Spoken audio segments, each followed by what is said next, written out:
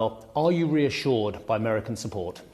Yes, I am, and I think that one very important thing is that there are not only political statements, but also very practical things happening. US troops arriving in the region, also in Latvia and other Baltic states. We were discussing also the further measures like air defense, like coastal defense, cyber defense. Those are areas where we see that we need to have more efforts.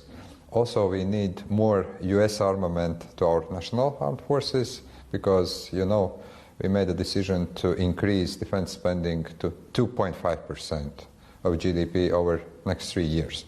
So there are plenty of things we were discussing, and I feel the US support very much. Permanent deployments. It may sound pedantic to many, semantic to many, but you want permanent deployments. You've asked for this for a long time.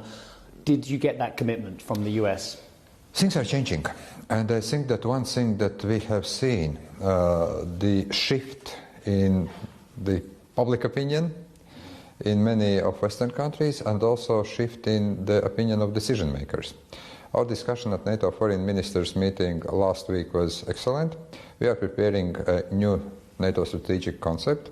I think that what we need to understand that NATO-Russia Founding Act of 1997 that put some limitations is dead.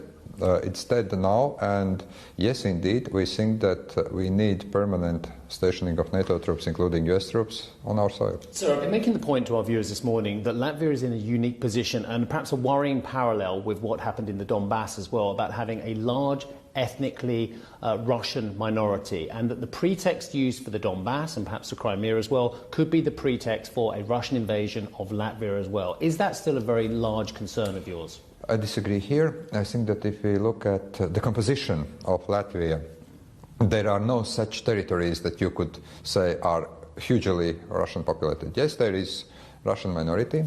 I think that what we are seeing also, there is a shift in Russian-speaking population as we speak. There are people, of course, who support what Putin is doing in Ukraine. There are people who disagree. But there is a huge difference. We are part of NATO and the EU.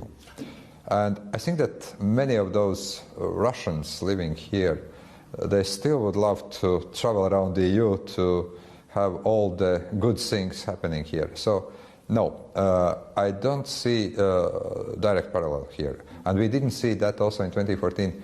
Many of Western journalists were coming around the occupation of Crimea, searching for the new Crimea.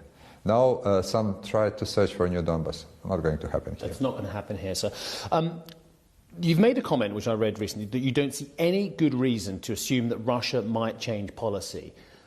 When and how will Russia change policy? Because otherwise, I don't see how this crisis ends. Unfortunately, what I'm seeing, and I'm a historian by training, I'm seeing the kind of Second World Cold War emerging. The Iron Curtain is actually now falling. Russia is disconnecting itself from the Western world. Internet is being shut down. YouTube is still operating, but I think it will be shut down already. Facebook, Twitter, social media are limited. Journalists who were independent journalists are fleeing the country in dozens and hundreds. So from that point of view, I think that we are in a very long situation here. And from that point of view, I think that our strategy is right. First, support Ukraine any way we can. Provide weapons, provide armament. Second, sanctions on Russia, just to make sure that this military machine is not being fueled. And the third, yes, reinforcement of NATO's, let's say, eastern flank, but not only eastern flank. Everyone needs the reinforcement, especially when it comes to the cybersecurity. Hi, I'm Joanna Bersecci, and thank you for watching. You can check out more of our videos by clicking on the boxes on the screen. And don't forget to subscribe to our channel for more from CNBC International. Thank you for watching.